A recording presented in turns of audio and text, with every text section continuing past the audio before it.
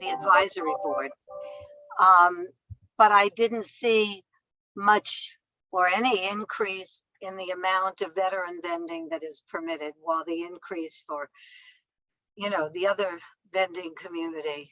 Well, so in the report, we don't actually, there's no specific indication one way or the other in increasing permits at all. We weren't really able to reach consensus on that. Well, I saw there was a certain amount that the number of vendors would be increased each year. Yeah, there's the amount that's set by local law 18. Exactly. But that is separate from the board's deliberation and the report. Well, that was actually a question I was going to ask you, and maybe you can start off with that. I wanted to know basically how much of local law 18 was actually part of the recommendations and Sure. the whole report that came out of the council. What exactly did they take from that? Okay. So let's give it a couple of minutes. Yeah, and you can start me off on the Q&A with that. And I think, Sure. We'll speak a little to that in the opening remarks as well. Okay. So I've got, and I will say I don't have a slide deck or anything like that. I'm just going to. That's all right. That's no problem. I don't think we need the visuals. We had a visual on our flyer, which you saw. So everybody knows what we're talking about. Mm-hmm. I'm hoping to get a few more participants. So yeah. Let's see.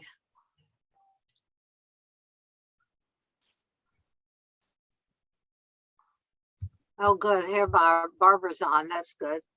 Hi, Barbara. And is Dan on his way, Barbara? Oh, he may not be able to make it at the last minute. He said he was, but.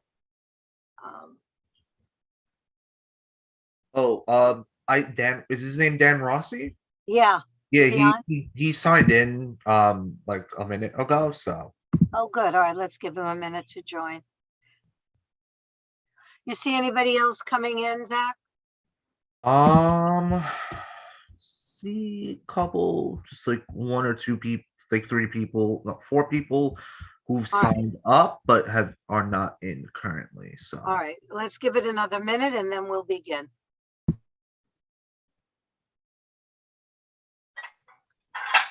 If it's taking some of them a little time to get hooked up. Okay.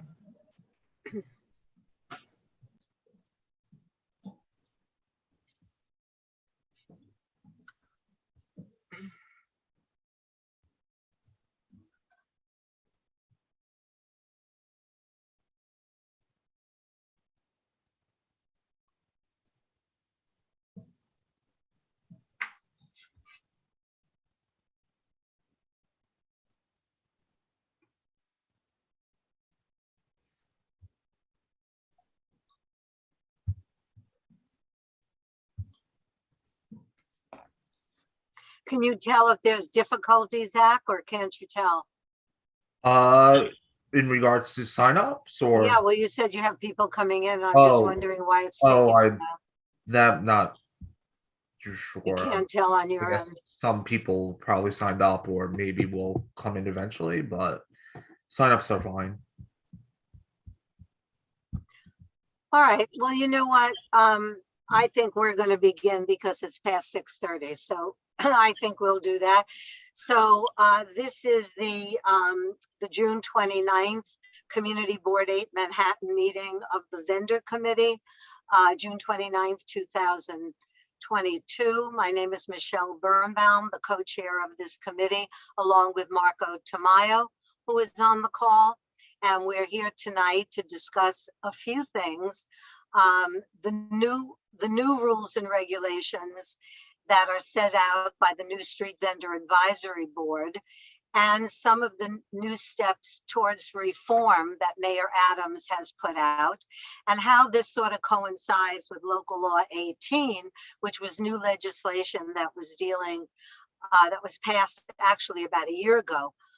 I think it was January 21, and how that coincides with the new regulations, how all this is functioning at the moment, how much of it is up and running, where enforcement lies, and all the questions that you might have. We have with us, we're fortunate to have Charlie Driver from the newly called Department of Consumer and Workman Protection. I know on the flyer we had it, the Department of Consumer Affairs.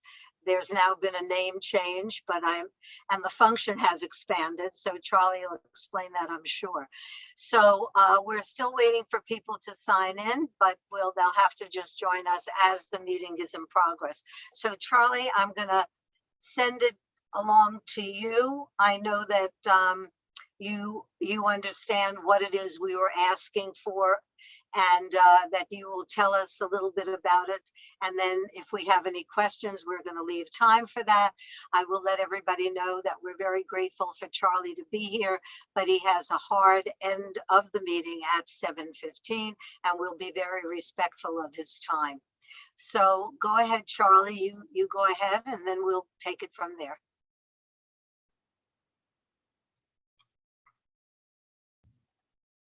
Charlie, your audio's not on. We can't hear you. Oh, can you hear me now? Yep. Now. Yes. Sorry, I guess I accidentally hit the mute key on my keyboard. So thank you to Michelle, thank you to Marco for your leadership of the committee. Thank you to Zach and Will and the rest of the community board staff for everything they do with the community board. And thank you to everyone for coming tonight to hear more about, the initiatives that the city is taking, and specifically the Department of Consumer and Worker Protection with regard to street vending. My name is Charlie Driver. I'm part of the legislative and external affairs team at DCWP, where we focus on sort of the policy side. And as part of that, we've had involvement with the Street Vendor Advisory Board, which, as Michelle sort of noted, recently released a report culminating, or as the culmination of its work to rethink street vending in the city. So to start out, and I'm going to mainly be speaking about the Street Vendor Advisory Board report. We'll have a Q&A after if you have questions about things that I don't cover here. And to a certain degree, questions about street vending more broadly. I don't want to retread too much ground that we covered with Tangela the last time that DCWP presented to this committee. So hopefully trying to keep it on new topics. So just to give an overview of the Street Vendor Advisory Board. The Street Vendor Advisory Board was created as part of Local Law 18 of 2021, the law that Michelle cited, which implemented increases to the number of available mobile food vendor permits, and also created the Street Vendor Advisory Board. What the Street Vendor Advisory Board is and was is a group of city agencies, including DCWP, the Department of Health, the Police Department, and the Department of Transportation, as well as the Department of Small Business Services, and then a combination of vendors, business and community stakeholders. And the board was commissioned to issue a report on vending in New York City and recommend future reforms. In addition to also starting in 2023 and every year after, recommending the actions the health department should take in terms of opening up additional numbers of mobile food vendor permits in conjunction with Local Law 18. And that report is available publicly. It's available, I believe, on our website and as well on the mayor's website. Zach, if there's a possibility of you dropping a link to that report in the chat, if you haven't done so already, that would be great. I think the fastest way to find it is just by Googling Street Vendor Advisory Board report. But let me know if you can't find it for whatever reason. So the board members for the Street Vendor Advisory Board, in addition to the membership that was dictated by the law, specifically the city agencies, were appointed by Mayor Bill de Blasio and Speaker Corey Johnson. And after everyone was appointed to the board met 21 times between September of 2021 and March of 2022 to discuss vending, come up with recommendations for reforms and other changes for its final report. In May 2022, last month, the board released its report, and the report contained 16 recommendations on further steps that can be taken to reform and modernize street vending regulation in New York City. After the report's release, Mayor Eric Adams quickly committed to implementing some of the board's recommendations. Thank you, Zach. Including introducing business supports tailored to street vendors at New York City Department of Small Business Services, enhancing the New York City Department of Health and Mental Hygiene's Green Cart program to improve access to fresh produce specifically for NYCHA residents, cutting red tape for street vendors to simplify requirements about the display of goods, repeal bookkeeping requirements, and also allow mobile food vendors to keep their goods on top of their carts. Additionally, repealing criminal liability for general and mobile food vendors, directing the Department of Transportation to study and pilot the feasibility of new opportunities for street vending in pedestrian plazas, municipal parking lots, and metered parking spots. And additionally, repealing and replacing the inactive Street Vendor Review Panel, which was the body that through the 1990s dictated which streets were restricted to vending and at what times they were restricted to vending. And replacing that body, which has not met since around the turn of the century, with a new body that will review and amend time, place, and manner restrictions to street vending, updating them to current situations of street congestion and pedestrian safety and other considerations like that. As Mayor Adams said, together we can balance the needs of street vendors, brick and mortar businesses, and residents. These recommendations do that by cutting red tape, creating new opportunities for street vendors to operate legally, and improving access to healthy food throughout the 5 boroughs. More generally, DCWP continues to act as the main enforcement agent for vending, and we do so in conjunction with our sister agencies, including the Department of Health, the Department of Sanitation, the Department of Transportation, NYPD, and the Parks Department. So that's sort of an overview of what was contained in the report, some of the overviews of the process of the report, and steps that have been taken so far by the mayor to sort of signal progress on some of the report's recommendations. That's what I had prepared to speak about just as an overview. And, I'm happy to use the remaining half hour of my time here to sort of answer questions about vending. Would love if we could start with questions specifically relating to the board, if possible, and then maybe move to more general things if the time permits. That's great, Charlie. Thank you very much for the overview. Let me start you off with a question that might stimulate additional discussion from everybody on the call. Number one, when you talk about local law 18, and then you talk about this panel, how much of the recommendations and the suggestions that are in this paper that that the panel put out, how much of it is actual law as passed in local law 18? And how much of it, you know what I mean? What's actually the law? What's the suggestions? The short answer is none of what the Street Vendor Advisory Board has put out is law as of right now. This is as the name says, it's an advisory board. So the board issued specific recommendations that it believed should be put into law, and it did so with a consensus-based process to reach things that everyone had agreement on.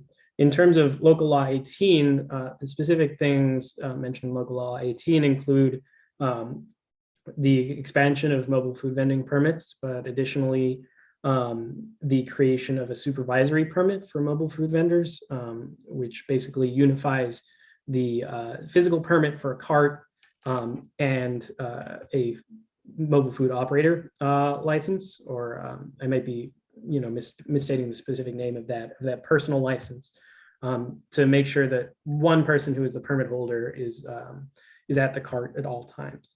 But that all was placed in a separate bucket because it had become law.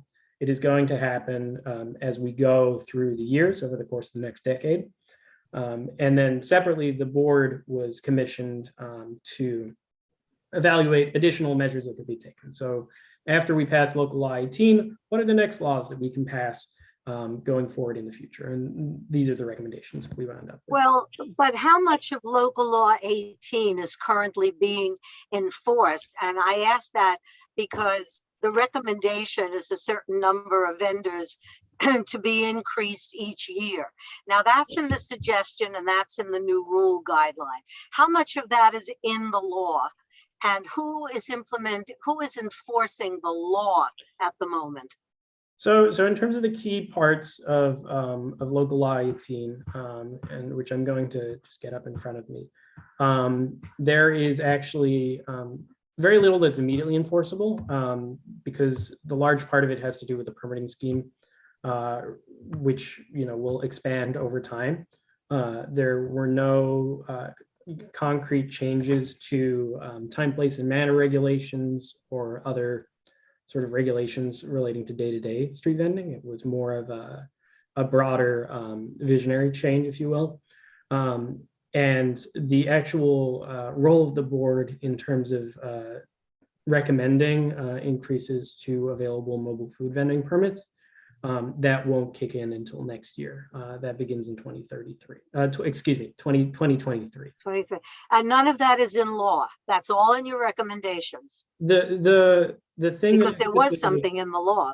So the thing that is stipulated in the law for the board to do is recommend, there is a cap annually of 450 permits that can be issued to non-veterans, specifically to people on the wait list for mobile food vending. That's the amount that the council saw fit to recommend, to put into law as the amount that will be can be created every year. So beginning next year and continuing through 10 years. The role of the board. Oh, you froze. There you go. The board can recommend that fewer permits are released to the general public, or no permits at all are released to the general public in a given year.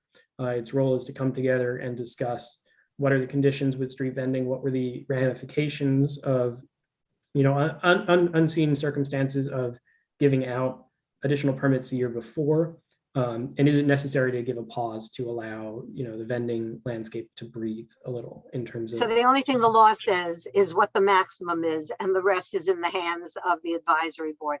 And how do they mention veteran vendors specifically when they talk about a cap? So obviously the veterans fall outside the cap as is standard. There is a separate set aside in addition to the 400. I may have misstated it. I believe it's either 400 or 450 specifically for the general public, and then there is a set aside of 50 per year. So the 50 for the vets. Okay, I have one last question, and then I'm going to open it up. And I would refer everyone to the law. Ultimately, that's the place with all of the information on. Yeah, which I have a copy of that, and I think we've made that law available actually at our last meeting, so it's somewhere floating out there. But we could make it available again, no problem. You mentioned specifically red tape.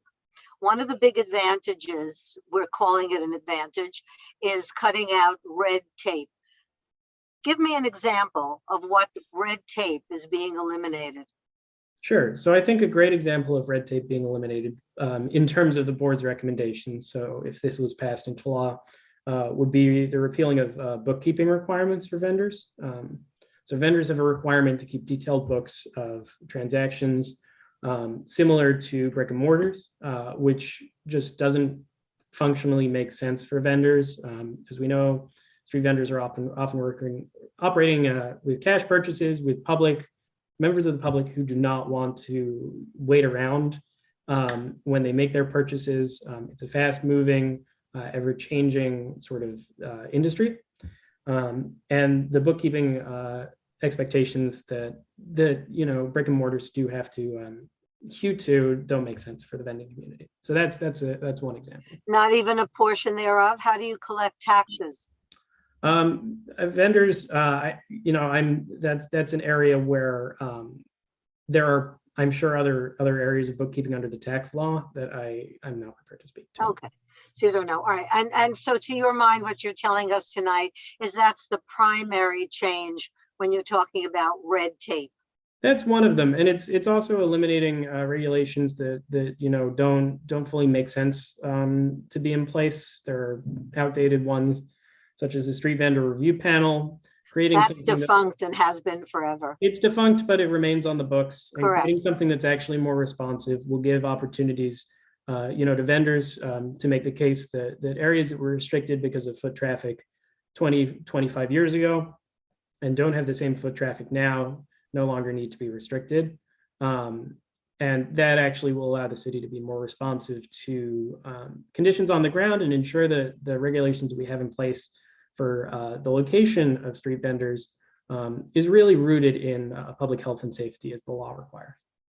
And how is that going to be worked in with the open restaurants program? So I can't speak to the details of that because that has to be enshrined in legislation. Hasn't been finalized. It has to go, every piece of these reforms, is at a very early stage.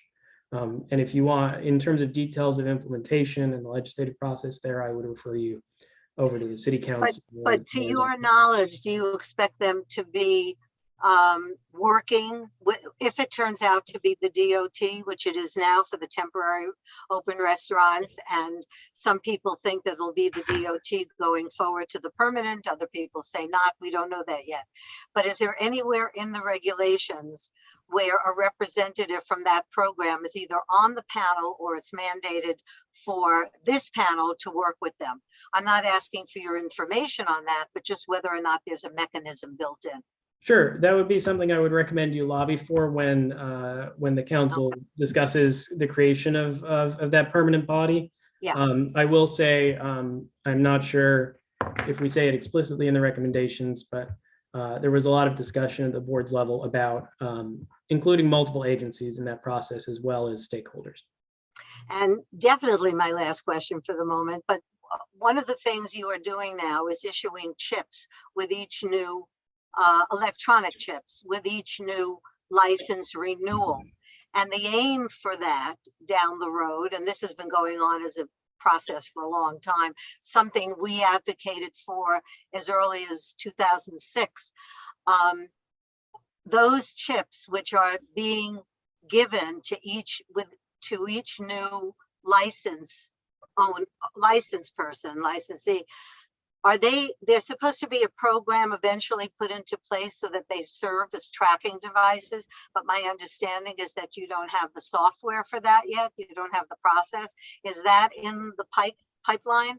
I'm not fully familiar with the program. It's potentially possible that that's mainly coming from DOHMH's side for mobile food vendors. Right. So I can't speak. So you can speak to that. Okay.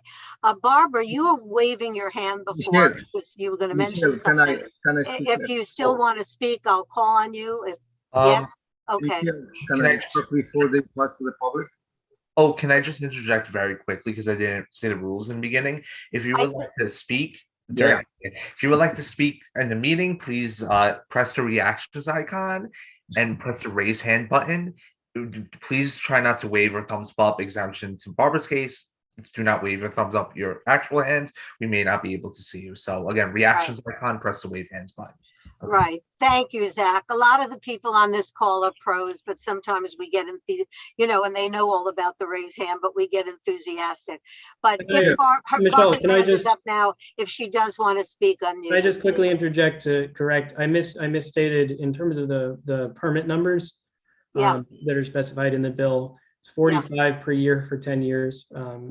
For the disabled veteran community, and then 400 per year, 100 for all boroughs and 300 for all boroughs outside of Manhattan for 10 years for the general public. So 45 for the answer to my vet question was it's 45 a year for 10 years. 45 per year. Yes. For 10 years. Mm-hmm. And then that's a maximum, and then it becomes void, no more increases unless another bill is passed? Correct. Okay, thank you. Before you continue to the public, I would like to do something. Go ahead, Marco, of course. Yes. You said that it will be the street vendors in municipal lots, garage places, public plazas. In public plazas, are you included what is called POPs or not? This would be specifically Department of Transportation owned plazas. So I don't believe that privately owned public space will be included. It is included. Oh, okay. It's again, this is another situation though in which the program is very much in the nascent stage, and there's not too much to share in terms of specific details at this point. Okay, so the second question is, you open opportunities to do fresh food on NYCHA developments. Are there any consideration, because those people are low-income families, and it's good always to encourage to do some work. And are there any possibilities to open just only for the residents in those places to participate in some business, but they cannot go outside of the development? So we can create also opportunities for the very low income families that lives in NYCHA. Do you have something like that, or? So that's another situation I would recommend you. That's a great idea to save for some testimony when if there's a bill coming up about changing the green card program, or when the Department of Health is rethinking those specific regulations. Thank you, Charlie. Okay, Michelle, go ahead. Yeah, just to note, there was some testimony. I testified a couple of weeks ago on the green card. It was sad to say there weren't very many people there. I think I was the only one testifying on that Zoom call. And what that was, basically, just to let everybody know, is an expansion, a suggestion for an expansion on what can be sold on a green card, because the suggestion now is to bring in water, so-called healthy foods, but then it's a matter of who's going to decide what's healthy and what's not healthy. That rests with the board. I was in opposition to that expansion as to what a green card can sell, aside from what's currently mandated, because I had a fear that you would be turning them into little bodegas on the street, which would cut into the business of the bricks and mortar bodegas.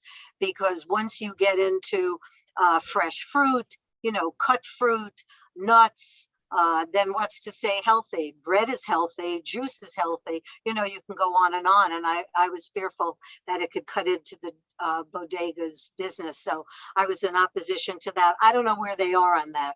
I never got any kind of feedback, so I don't know. But anyway, go ahead, Barbara. Your hand is up, and then we'll call on Boaz. Okay, Dan is on my cell phone because he couldn't get on. He has a question, so can I defer to him if you can hear it? Sure. Dan, I'll repeat it. Can you tell your question?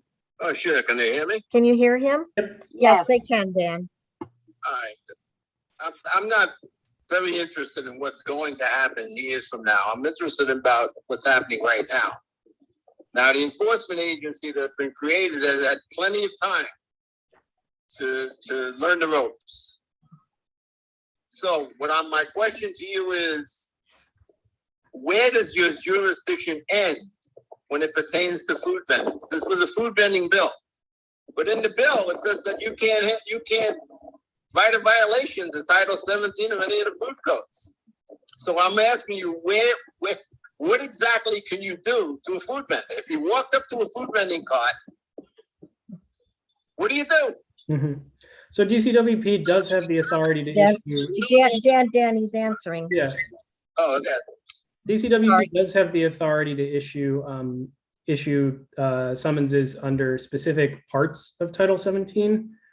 Those aren't specifically aspects of the health code. We leave the health code entirely to the Department of Health.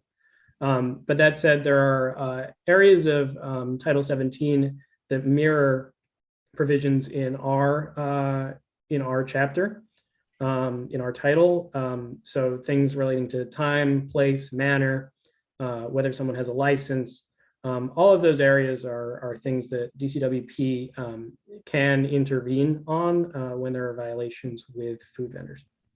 Let me just clarify. Title 17 is a state law, correct? No, so Title 17 is the specific section of the New York City Administrative Code.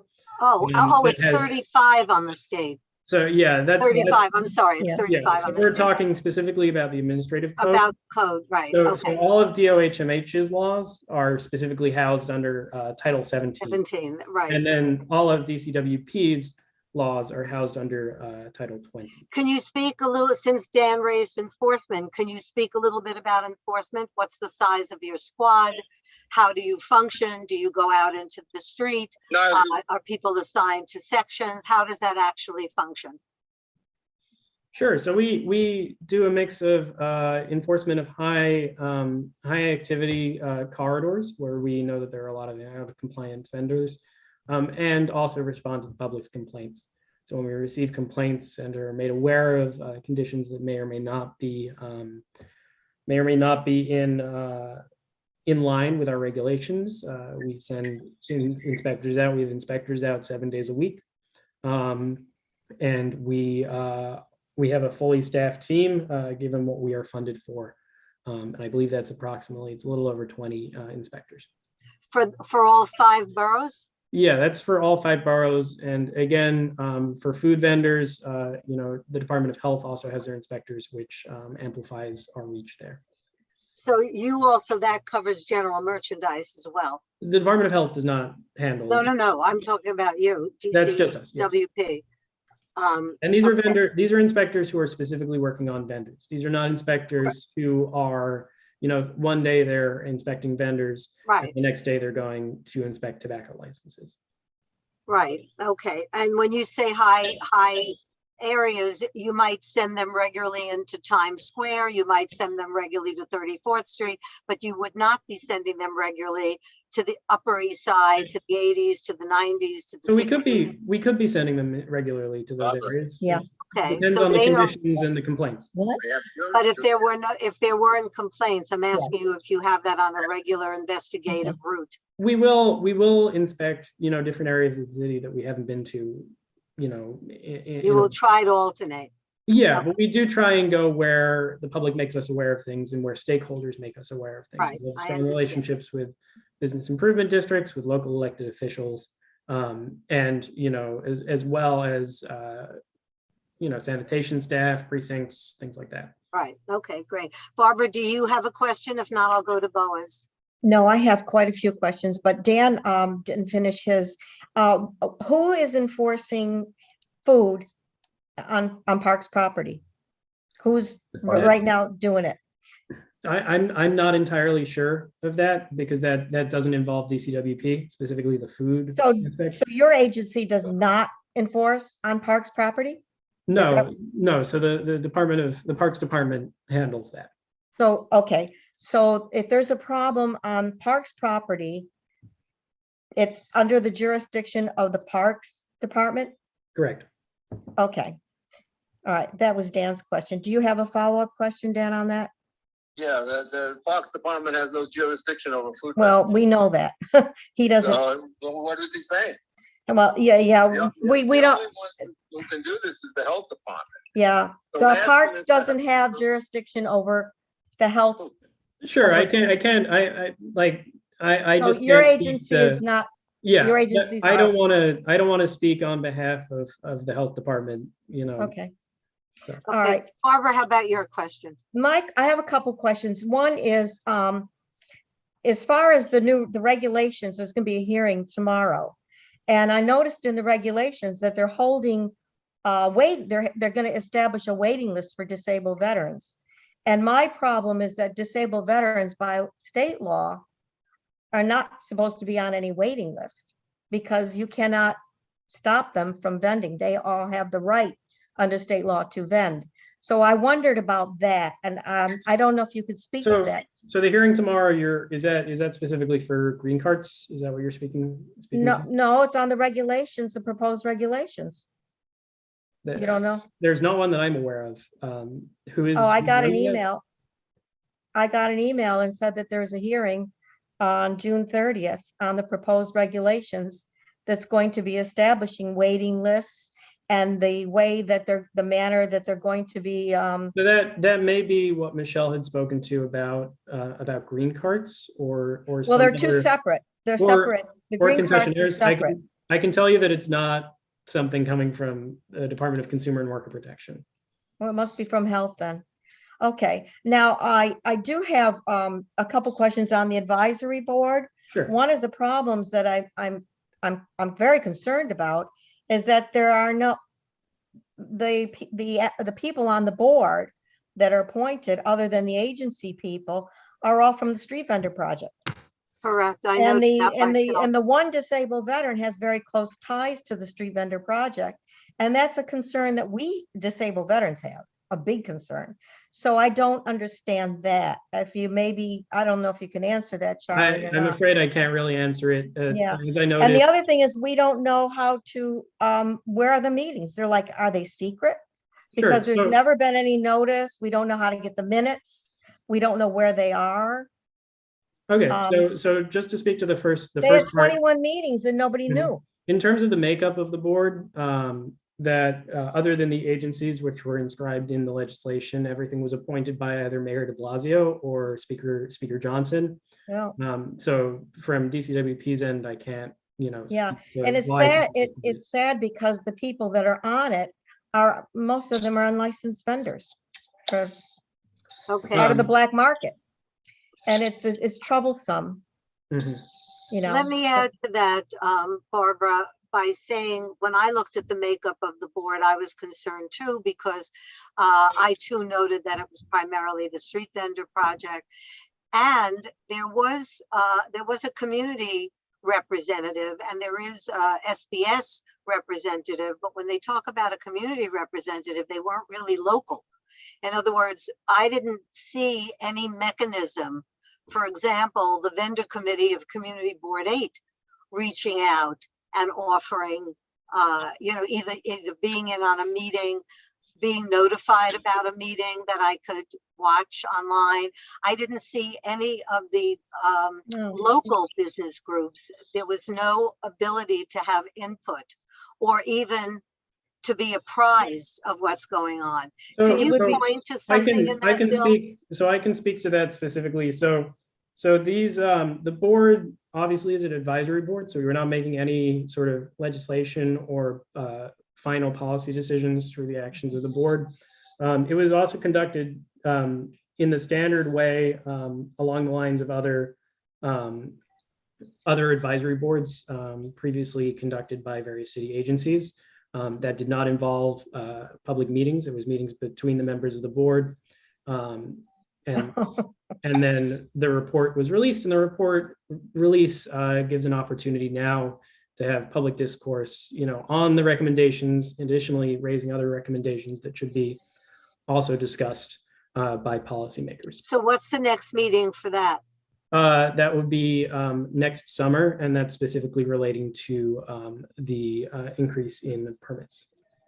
The increase in what, I'm The sorry? increase in permits. The board will not be issuing any other recommendations Oh, until the relating to discussion of that. future reforms. That's not something that was authorized to it under the law. Ultimately, this report is the final document of the deliberation of the board on the sort of the big ideas, unless there was other legislation passed in the future.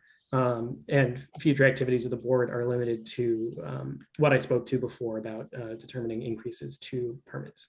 Okay, Barbara, let me mute you now. I'll come back to you for other questions, and let me give Boaz a chance. Thank you. I will make it very short. One, I love the street vendors. I think it's add another layer of fun to the city. I'm a big fan of street food, and I hope it will there will be trend to bring more street food to the city. I think it's cool, specifically for people that don't have money to rent a place and so on. So I don't know. I personally like it, and I think that if you survey the people of the Upper East Side, many of them will like it. The only comment I wanted to say is about the money and the credit card. Charlie, you mentioned that the entire business of street food is cash. Believe it or not, I work in the high-tech industry, and I travel a lot to Bangalore in India, and still it's considered a third country city, but over there there is a very the government is trying to get away from cash.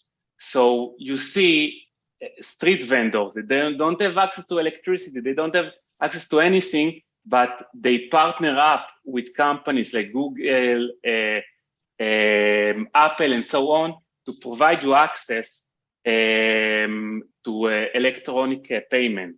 So I think today every vendor out there, whether it's a store or a mobile, can provide you a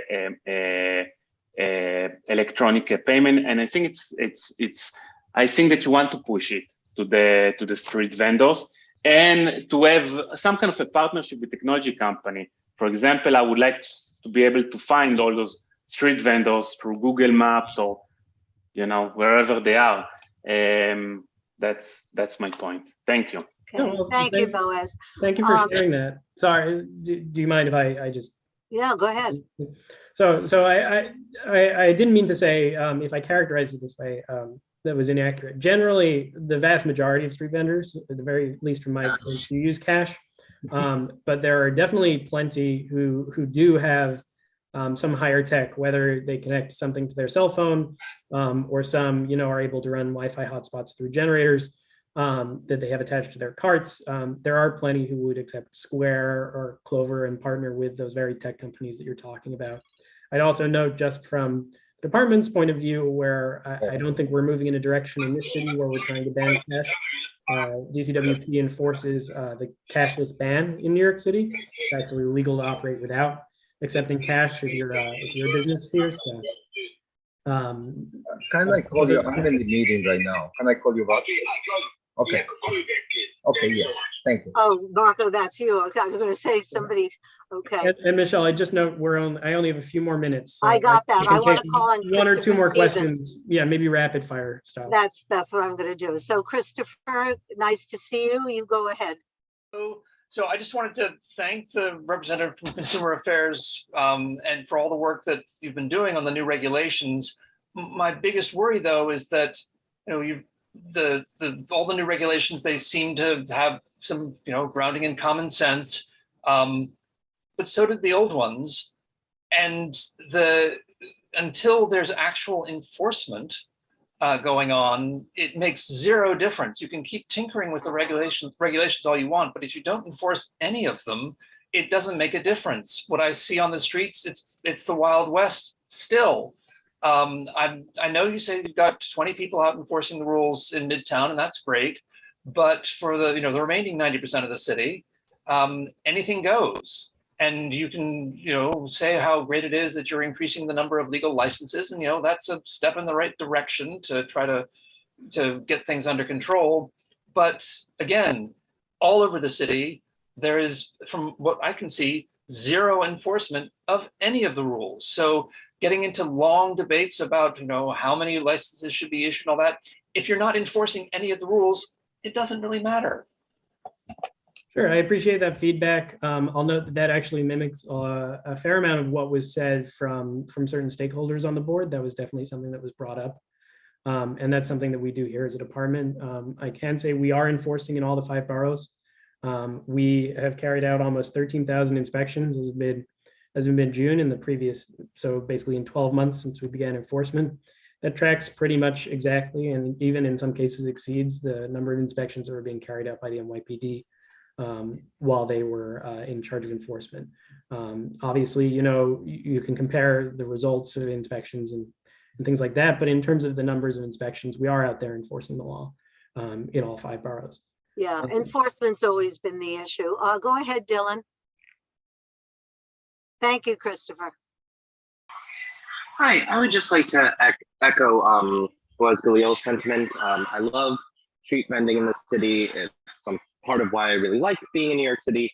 And I think you mentioned before that the board in charge of approving new permits has a maximum put in place, but that they can go anywhere that they don't have to approve that. Is there any minimum in place, or could that board decide to just approve no more street vending for a few years? Sure. Let me check the exact language in the bill.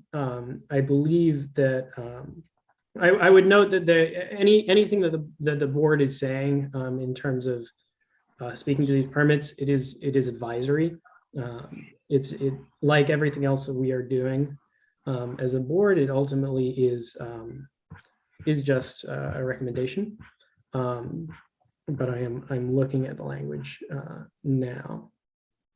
Yeah, so it would be a recommendation as to whether the authority should be restricted, expanded, or otherwise altered.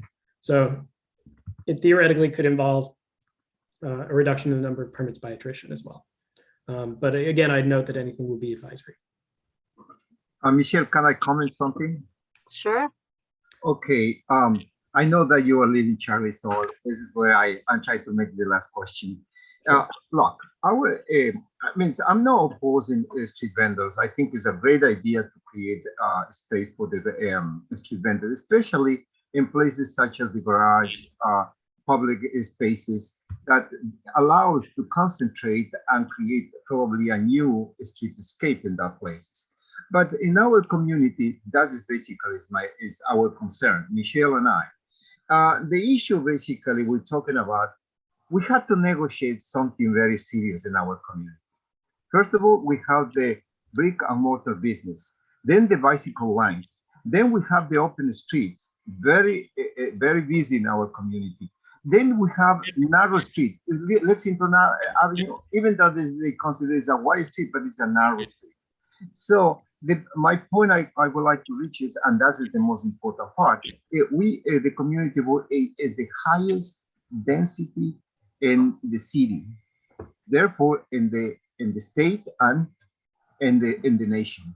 So our streetscape, our sidewalks, relatively become very small, and so we are very concerned that the number of street vendors has to be analyzed from the point of view of density. It doesn't happen in other community boards. In other community boards, they have more flexibility. Probably they can welcome more street vendors. But in our community, it's very complicated, especially when you have so many activities that we have in our community.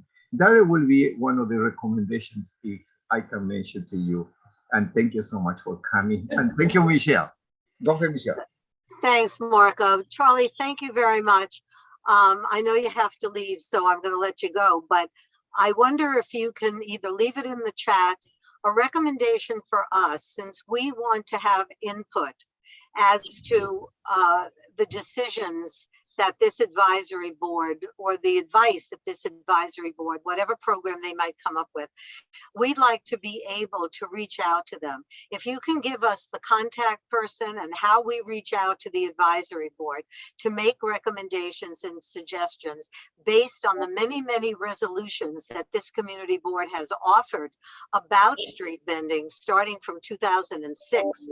And we would like to at least have our voices heard, but I know that with so many enforcing agencies and so many advisors participating, if we don't write or reach out to the right person, it will all be diluted and it'll never get heard.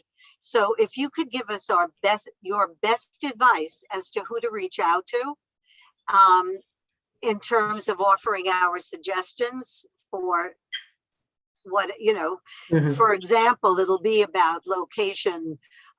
It's always about location. Sure. Michelle, I'm just going to cut you off here because I want to answer this, and I do. Yeah, go ahead. So first, thank you to everyone again for coming to this, for putting this together, for asking some insightful questions. Marco, I mentioned to your point that if the council follows through on the recommendation to create a new street vendor or street vendor review panel, or whatever they'll call it, to review those restricted streets, that's a great opportunity, to speak up about congestion concerns, density concerns, and street safety, because that having an inactive street vendor review panel is part of the reason, right, why the restricted streets have not been able to react to the changing landscape of New York. And in terms of reaching out to us, there's no specific point person for the panel. The best thing to do, you can keep in touch with us. Ultimately, though, just a reminder, everything that we're talking about, the board is talking about, I shouldn't say we because it's the agency, it's not myself. Everything that the board is discussing ultimately is a recommendation and ultimately needs to be enacted upon either by the administration or the city council, and they have the final word. So they ultimately are the arbiters of what happens here. But you know also where to find me, and I will drop my, Zach is going to drop my email in the chat. So you have it as well if anyone has other questions that come up and want to get in touch. Okay. So poor you're going to be hearing from us. Okay. All right. Always a pleasure. I hope everyone has a great evening, and I hope the rest of the meeting goes smoothly, and I wish everyone a happy early 4th of July. Thank you. Thank you. You too. Thank Thank you you. very much for coming. Just letting everybody know this meeting will continue, so don't sign off. But thanks, Charlie. I appreciate all you have to offer. Thank you very much for your hard work. All right. Now, I know, Barbara, your hand is up. If that, I know you're talking to people either at DC, DCWP, I know you're speaking to them, or others. So I know you do have a voice. And so it wasn't, since Charlie was pressed for time, I want to let him know. Anything that you have to say, we want to hear. It'll be on the record, and we'll get it to, to whoever you need it to go to. So go ahead, even if we need to email him. Well, it's I've never seen such a mess ever in the vending. Christopher is right. There is no enforcement at all. And this bill was written by the black market to expand the black market. There's no question. And it's very troublesome. The advisory board is troublesome. We can't get anywhere. We can't get meetings. There's, like I said, the disabled vets we have no idea where we are. There is going to be a hearing tomorrow. I sent it to you. I just sent you the notice, Michelle. Oh, okay. I thought you That's knew a interesting. DOH on the regulations. And this is important because this is how they're going to regulate. I was in Times Square a few weeks ago, and I encountered a disabled vet who was in a crisis. There were 3 cops, and the team from DCWP was there. And someone called on this disabled vet. Now, mind you, if you walk around, you're going to see tons of food carts that are no permit, expired permits. They're wherever they want. There's trucks. It's chaos. The vending unit from DCWP was very upset, and I wanted to tell this to Charlie. They have absolutely no teeth. They've been given a job to do, and all they can do is they can tell them to move. You tell them to move, they come back, and they can write them a ticket for location or not having a permit. The problem is this: if they don't show their identification, DCWP can't do anything. There's nothing they can do. So you're saying there was a confrontation where he wouldn't show his ID? No, in this case, the vet did. I was helping the vet because he had no clue what was going on. He didn't understand the law. I know it. And so I got talking to the team afterwards. And I said, wait a minute, you got a food cart. This is a general vendor. You're going to give him a ticket for being too close to the hydrant or whatever it was. And you've got a food cart that's abandoned right next to him. I said, why isn't the health department here with you to strip that permit off and confiscate the cart? And they told me that they've been begging the health department to come with them, and they're not responding. So the team that you're seeing out there enforcing, there's separate teams. You've got Parks, who doesn't. You've got DCWP there, and they have no authority over the food. And then you've got the food vending. DOH is in charge. Yeah, and what we're saying, and I was trying to explain to the team, and they got it. They understood. They were very frustrated because they can't do anything. They cannot give, and that's what Dan was saying. They can't give tickets for health. Right. Well, we have had DOH here. We have a very lovely man who's our liaison person, and But they're James not a Middle- team, Michelle. They're No, not a they're team. not, they're not. And that's a working- problem. They need to be going out as Well, a they- team. Well, they have their own team, and DCWP has its own team. The DOH, they do go around. They don't just wait for complaints. They have a routine. They try very hard not to have a predictable routine, as Mr. Middleton had explained to us, because they don't want to create a situation where the vendors and the enforcing staff create a relationship, because that makes enforcement more difficult. So they try to keep it more spontaneous, et cetera, et cetera. Again, I asked them, how many do you have? 5 boroughs, right? They've got 20. I know. We just asked Charlie how many. 5 boroughs, he's got 20. Can you enforce what you have 5 per borough? I mean, can you enforce with this? You can't. Do they have the budget to increase this? I doubt it. The sadness with this whole thing is the police department, who were the supplemental enforcers, they are out of it. They are no longer You're right. listed as an enforcing agency. If you call them with a complaint, they will tell you that they no longer enforce complaints about vendor law. So they have eliminated an entire agency. I share your frustration. Reading this, I'm sure Marco felt the same. I read Local Law 18. I thought some of that was going to be implemented. They came up with this whole advisory thing that doesn't even have anything to do with Local Law 18. Local Law 18 isn't even going to be under consideration till next year. It was passed in January 21. I frankly don't quite understand what they're doing. I can only tell you that from this community board since 2006, they have received resolutions and suggestions that literally would have solved the problem with practical solutions. So I don't want to, Barbara, if you don't have another question, I'll go to Dylan. I'll come back to you if you need. Okay, so Dylan, go ahead.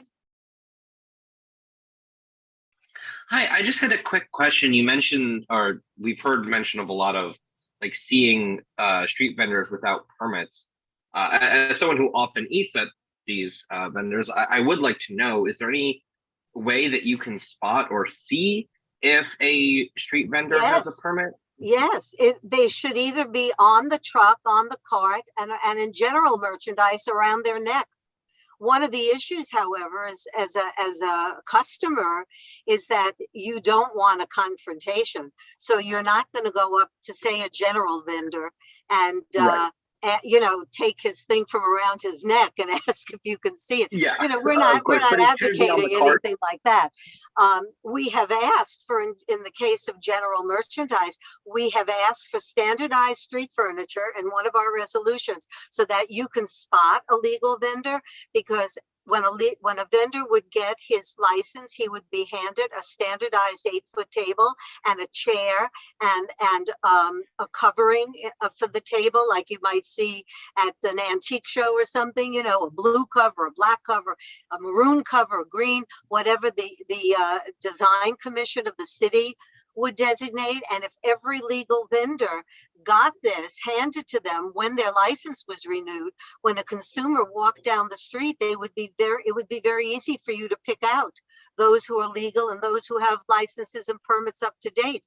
Of course, they didn't take us up on that consideration, and that was part of a resolution going back about 15 years and had been resent in years to come. There's a lot of very easy ways to do this.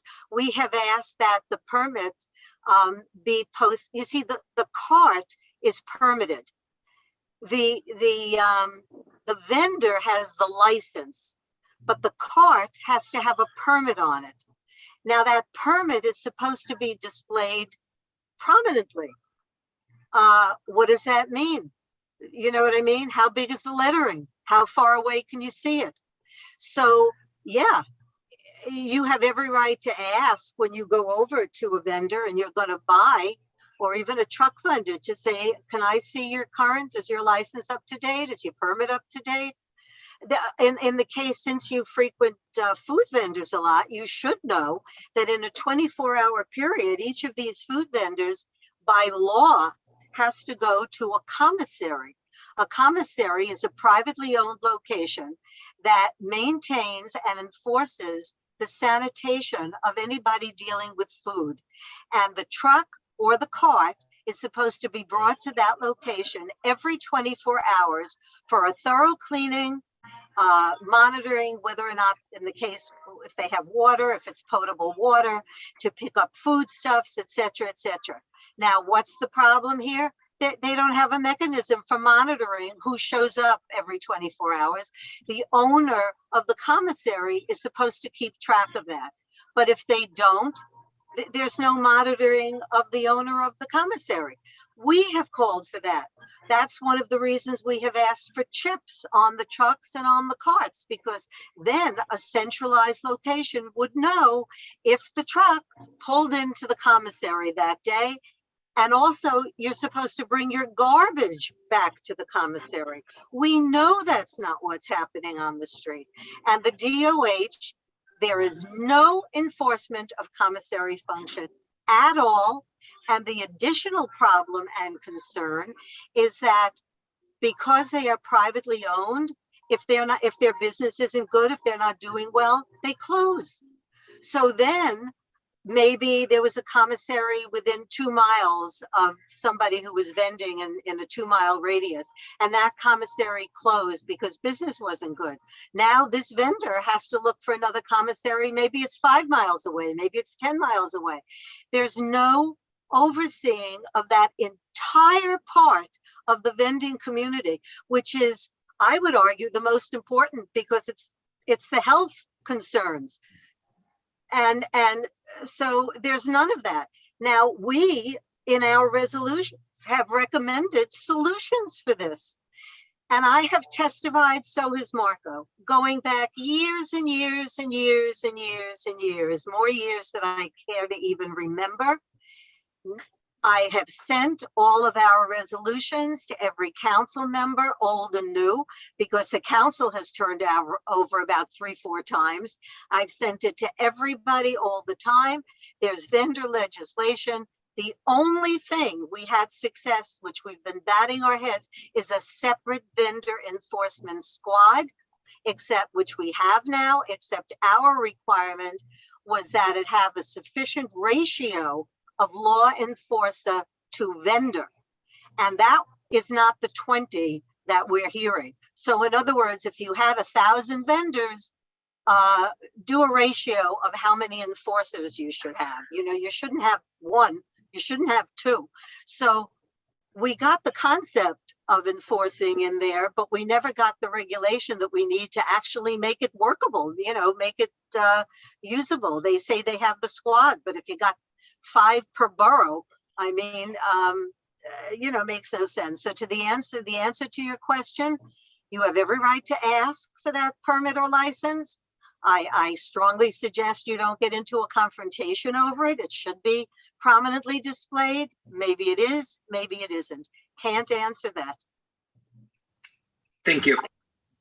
Okay, I hope that helps in at least your overview of what's happening. And actually, Dylan, you might want to, if this is a subject that's interesting to you, as it might be to Boz and others on this call, you can either email the office and they'll forward it to me, or email them and ask them to please send you the vendor resolutions. There are about 14 of them, I think. And they're very, very, very comprehensive. It's not an enormous read. Some of them are shorter than others, but it will give you an overview of what this board, this committee and this board has been working on over the years to try to get this industry under control. And I can speak, and we work with the veteran vendors like Barbara and like Dan. They're of great concern to us. In our minds, they get lost in the shuffle here. And you can hear, there's a recommendation, there'll be 400, a recommendation of a maximum of 400 a year, but for the veteran vendors, 45. You know, and for the increase in the numbers of vendors on the street, don't forget that increases the competition for all the other vendors who are trying to make a living out here, not to mention what it does to the general quality of life of the community if it's not correctly monitored. Like you're not supposed to be less than 20 feet from an opening to a building. You're not supposed to be, in front of a fire hydrant. You're not supposed to be in a bus stop. You're not supposed to be in a taxi stand. You're not supposed to be in front of hospital doors. I mean, there's 1,000 regulations, but they're not enforced. I have pictures on my computer of vending merchandise wrapped around fire hydrants. And you all have seen pictures of standing racks like you'd see in a department stores of clothing hanging. That's not legal. They're supposed to have an 8-foot table and a chair. That's what they're supposed to have. And they can keep their storage under that table. You'll see their inventory vans parked illegally all day at a meter with the backs opened, loaded with inventory. That's illegal. You're not allowed to vend from a truck or a van. You're not allowed to park all day long in a spot. And they don't get tickets because theoretically they're in that space. They're in front of that meter. So if a meter person comes along, they can claim they're attending to the car. It's a complicated industry and there's a lot going on with it. Believe me, these regulations are the tilt of the windmill. I mean, they're doing nothing. And when they tell you the numbers that they have involved, I mean, people like Charlie, they're acting in good faith. The person I talked to at the DOH, they're all acting in good faith. But look, if you don't give somebody the staff to do what they're supposed to do, when you don't have funding for the staff, there's no way you can accomplish, what you're trying to do. And with this advice, forget the local law 18, which that's a whole other story. But this advisory thing, this is a joke. There's nothing in here that's going to solve anything. And there's nothing in here that we haven't addressed in a real way over these many years. So it's frustrating. I often say, if you want to deal with this issue, you have to like banging your head against the wall, which apparently people like me must like to do. But anyway, we do our best. I'm not claiming don't give up. Don't be shy about writing to the Department of Consumer and Worker Protection. They changed the name. Don't be shy about writing to the DOH. Don't be shy about writing to the council, which plays a big role here, a tremendous role here. And they make they don't delineate between communities. So what one community may want, another one may not. What one community may have room for, another one may not. For example, you have the cooking carts on the street. Well, as I often say, you and I can't go out and set up a barbecue and cook. I've had complaints from a fabric store in particular on 2nd Avenue, all his fabrics were ruined because the fumes from the cooking vendor from the street was permeating his fabrics.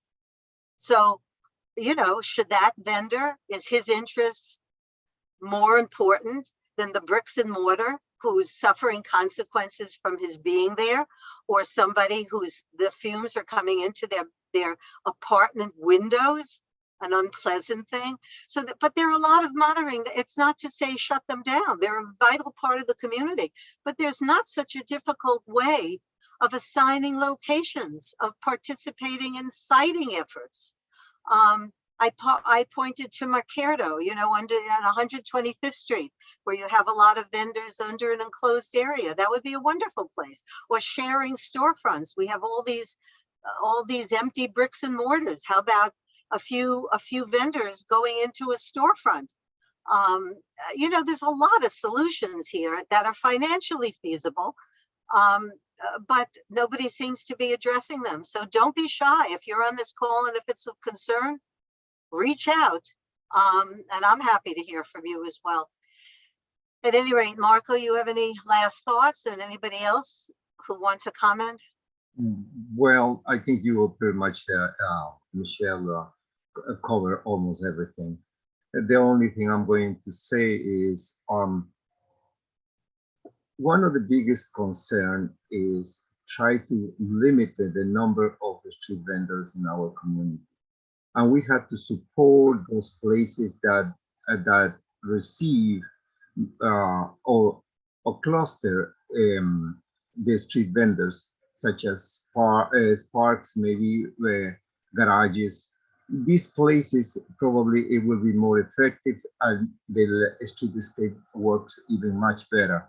We have to give them more. The more street vendors, they will be affected. All the street vendors, and one of the street vendors that we had to be very careful is, without no doubt, the veterans. The veterans, they should be a priority in our community. Give an opportunity to them, because actually they really need our help.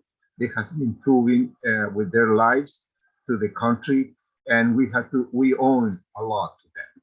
And so if we organize, if we put too many people, these veterans also will be affected financially. We have to create a fair market for them. So the idea is not only to reduce or to control the number of street vendors, but also to create a good financial revenues for all the street vendors that are in our district. So they won't be affected, each of them. So, and we can be more successful. Without no doubt, Michelle, the enforcement is the key of all of that. And they are running around without no enforcement, and that's our biggest concern and biggest problem. And I think, like Michelle said, please write down to our city council everywhere, tell them we need to have an enforcement unit, create a budget for them, because without no enforcement, we cannot do much. Regardless, the good ideas that were coming, it will be a waste of the time of all of us, and probably a depression for, especially for the veterans, that I'm really concerned myself. And with that, I think, Michelle, you can continue. Two yes. more persons, please. Yeah, thank you very much, Marco. Thank you. I'd like to call on Mrs. Brown. If you can unmute her, please. Yes, good evening.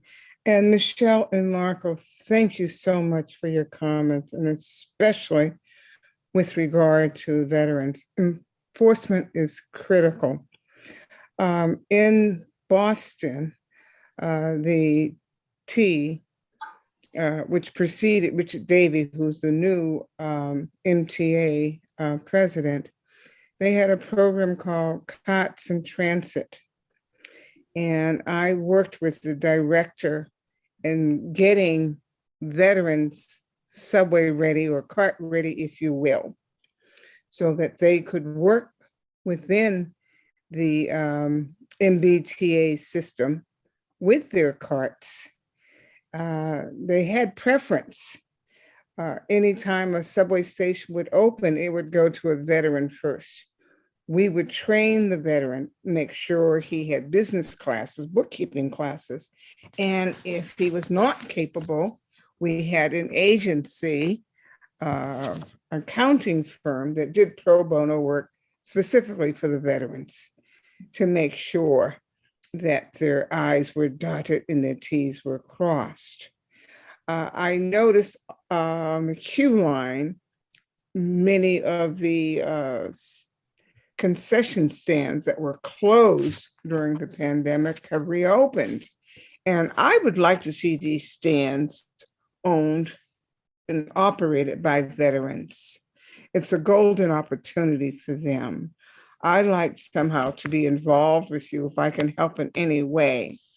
Now, the other day on the way to early voting, I had an experience at 93rd and 2nd Avenue. There's a vendor there that's parked in front of the old Chase Bank. And he was setting up, and he had to relieve himself. And as I was approaching the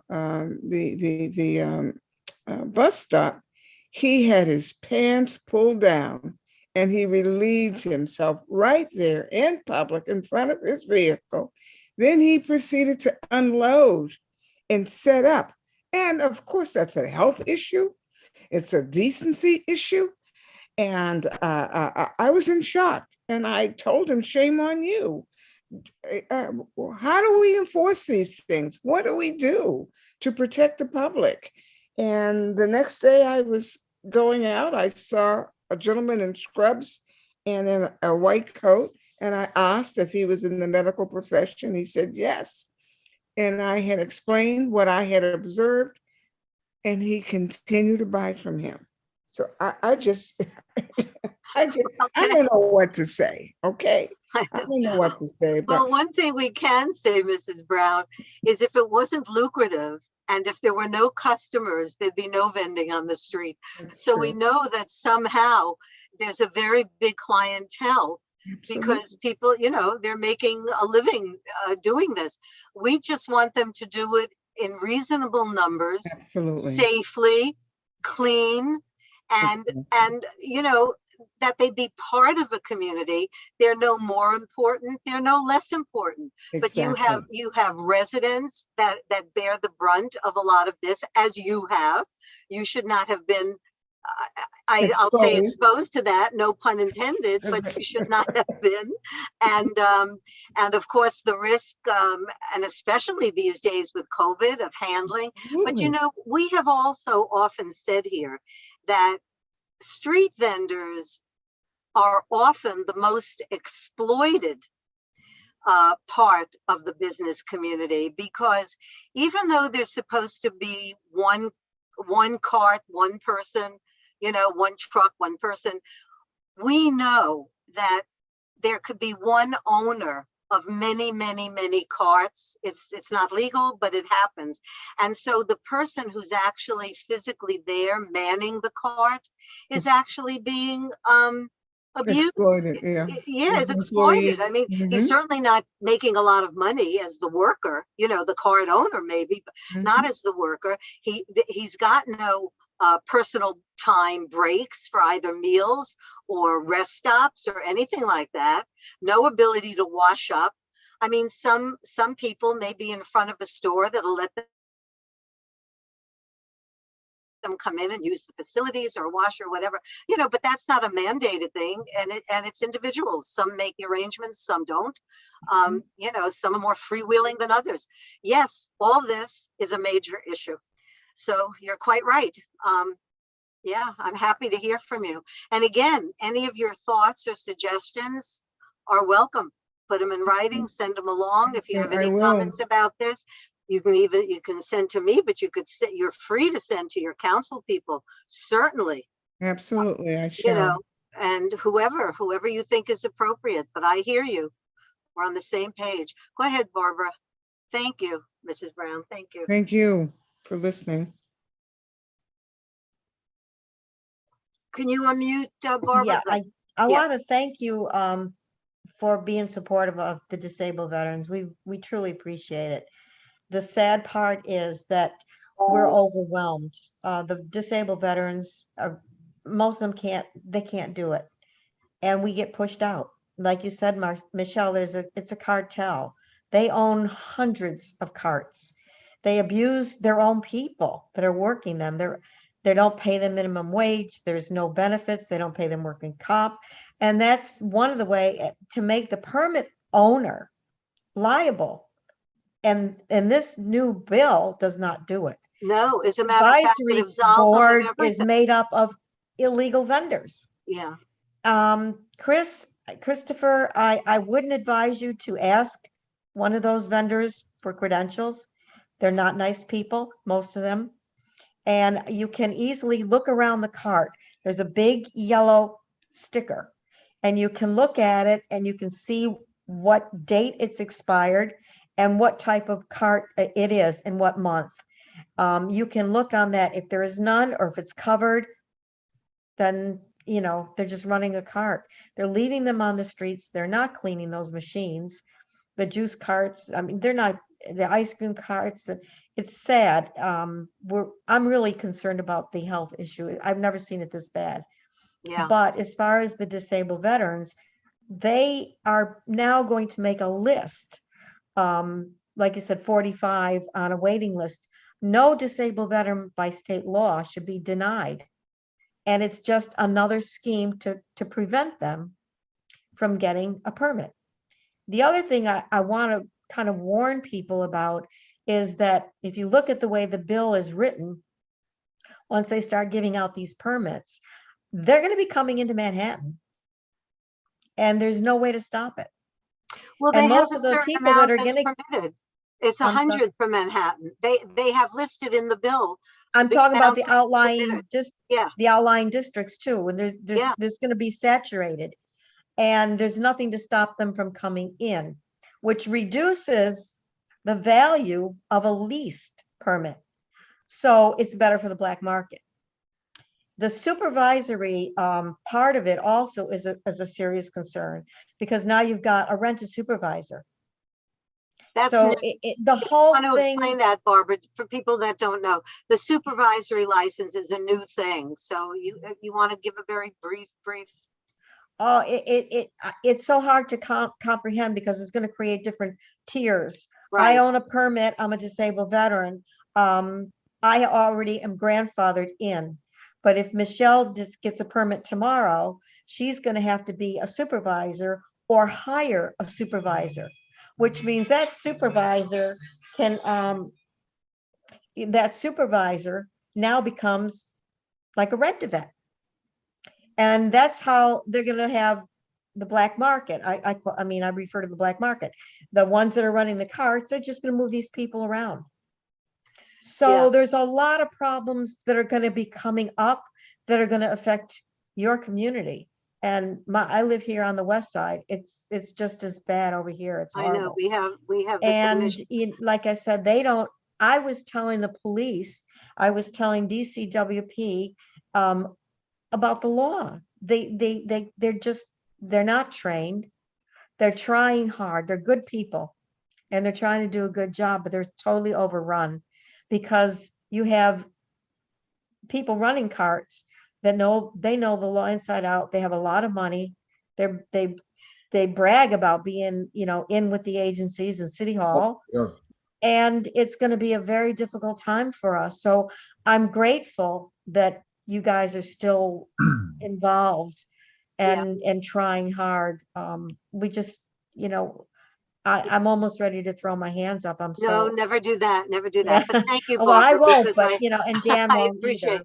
I know And we we're all don't trying. even know what laws we're under anymore, because we've got parks, we've got health, we've got DCWP.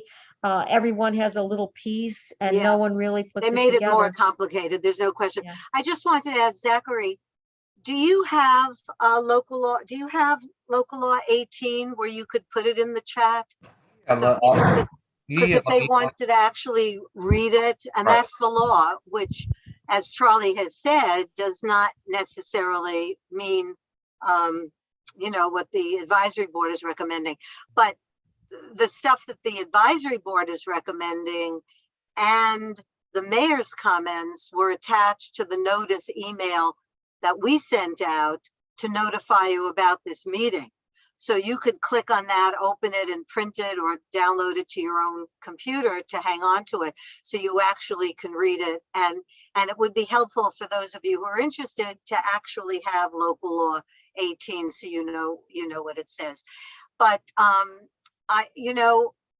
there's a lot we can talk about in terms of resolutions and things like that. But the bottom line is, we have all the resolutions that address all of this. We can resend them, as we always do.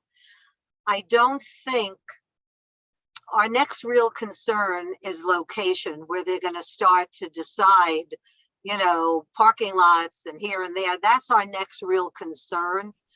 I don't know when we're going to get a heads up on that. So I don't want to say anything about that in a resolution or anything, because I don't think we have enough information, or who exactly is going to make that decision. I suspect it's DOT, Marco, right? It's Right. DOT. Yeah. Right. So, that's going to be another issue. I don't know how many hats DOT is going to wear. Now they're supposed to be heading up open restaurants, and now they're going to head up vendor locations. I don't know. Has anybody been bragging about the efficiency of DOT, that they should be given all this more responsibility? I don't know. They're good people. They try hard. But again, overburdened to my mind.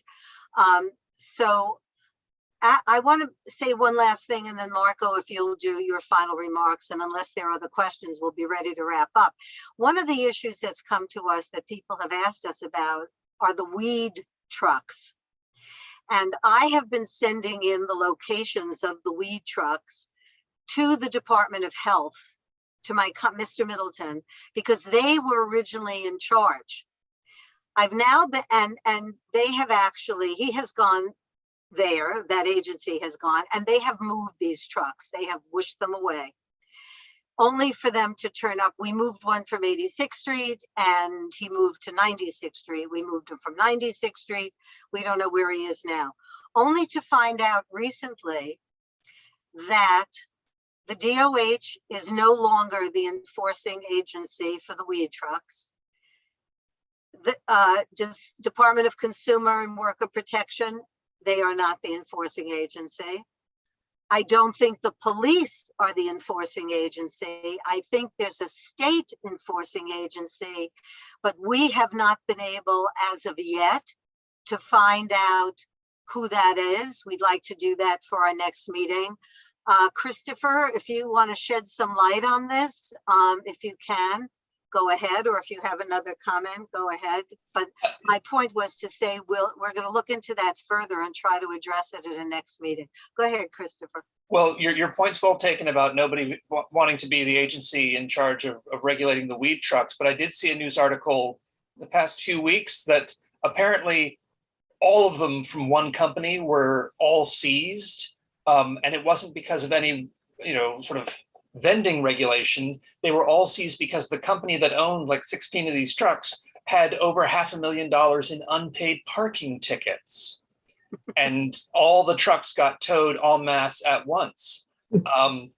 So then who was that? Was that DOT who took jurisdiction there and towed them for that reason? I'm actually not sure who it would have been. I'm not sure if it would have been the sheriff's office at some point, but parking tickets are administered by the finance department. Right, correct. You get to, and as with any civilian, if you have a bunch of cars that you own and you park on the streets and you run up the parking tickets and you never pay them, eventually your plate gets tagged and your vehicle gets towed. So, I mean, I've always thought this was a tool that we could use more in terms of dealing with illegal vendors. It's the parking. There's the trucks that they use to resupply. They are almost always parked in violation of a parking regulation. And that doesn't require any new legislation. The enforcement's really easy. You just get the cop to issue the parking ticket like they do millions of every day. So if you want to get a proper truck off the street, get them to write a parking ticket.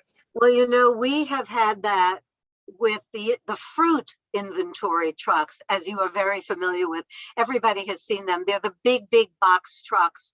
There are a couple on 86th Street. They are the inventory trucks for the street vendors, the fruit vendors that are standing there.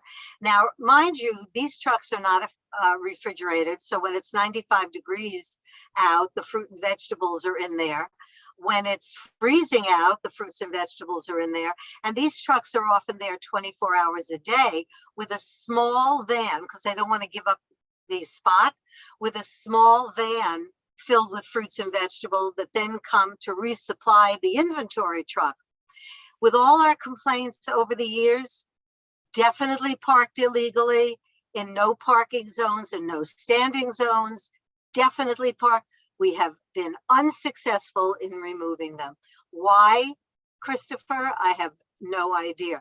I can tell you why we can't get rid of them at the meters, because if a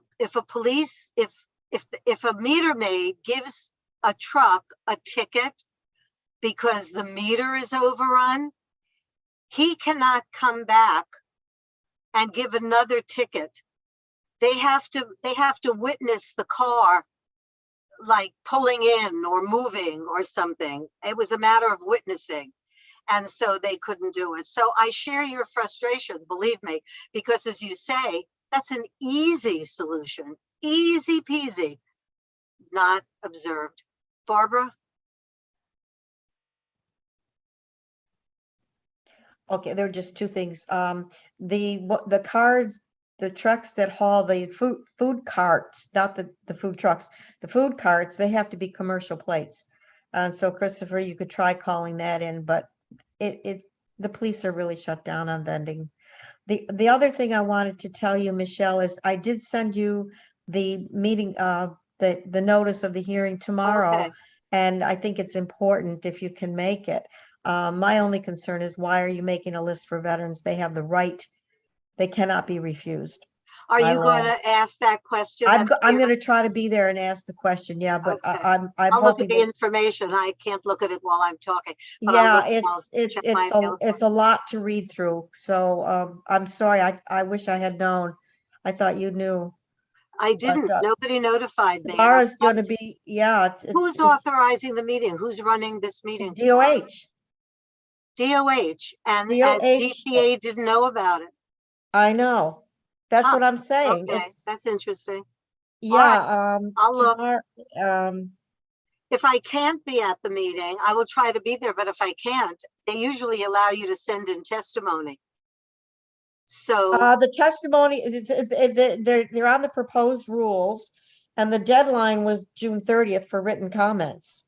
oh, and so all the that's rules- tomorrow. I know. So they're jamming that one in. Okay, all right. So So that was I'm the glad- best kept secret. I know. Everything's been top secret. Okay, Thank you so very much, everybody. Thank you. Anybody else, any other comments? Marco, no final thoughts? Any final thoughts? Otherwise, Yes, about the last topic that you mentioned is the Cannabis Control Board.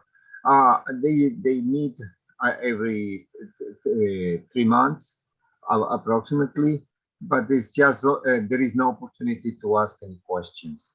I try also to investigate who is the enforcement agent. I call them 4 times, and the 4 times they put me on hold, and then they disconnected. So basically, they don't want to answer the question enforcement, because it's exactly the same problem. The vendors, the food vendors, general vendors, there is no enforcement. Again, we are going to the same problem. well, also it's very interesting with the weed trucks, because now selling cannabis is legal. These trucks had set up, before it was legal, their whole protocol is that they hand it out and you make a charitable donation. That's how they were getting around not being licensed sellers. So I'm not sure, like, who, like, if you wanted to open a shop, a bricks and mortar that sells cannabis, you have to get a license, I imagine. I'm not sure what that process is. And if the same process would be, if it would be the same with a truck, whose jurisdiction, but it's very bizarre not to be able to get the answer to that question.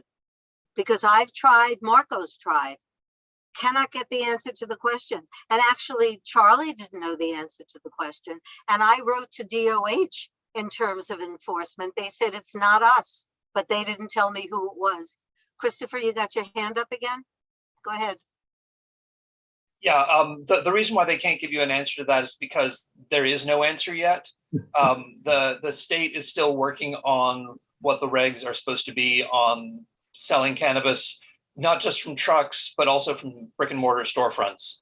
So it's all a gray area right now. And it's not that they're being, if you've been asking people and they haven't been able to tell you, it's not necessarily because they're the ones who are incompetent. It's just the rules don't exist yet because Albany maybe doesn't always do everything in the right order and doesn't plan ahead. Yeah, in other words, the sellers sure planned ahead. They have big, fancy, beautiful looking vans. And so they're out there even before all the regulations have been put in place. Well, Christopher, you have my email. If you get any other heads up on this or more information, I'd love to hear from you. So thanks very much. Anything else, anybody? including a motion to adjourn, if that's. Motion to adjourn. Okay, I need a second. I'm sure I have a second somewhere. All right, look, thank you very, very, very much. Hope to keep you all posted. We'll look for another meeting in the fall, and hopefully we'll have more information on the weed selling and on the functioning of this particular advisory board. In the meantime, don't be shy. Let all your elected officials know your thoughts. So thanks a million. Happy 4th of July. Have a wonderful summer, everybody. And I will see you in the fall. Thank you, Michelle, for everything. Thank you. And thank you, you. Zach. Thank you to the office Thank for you. all your help. I appreciate it. Thanks. Everybody. Bye, everybody. Bye.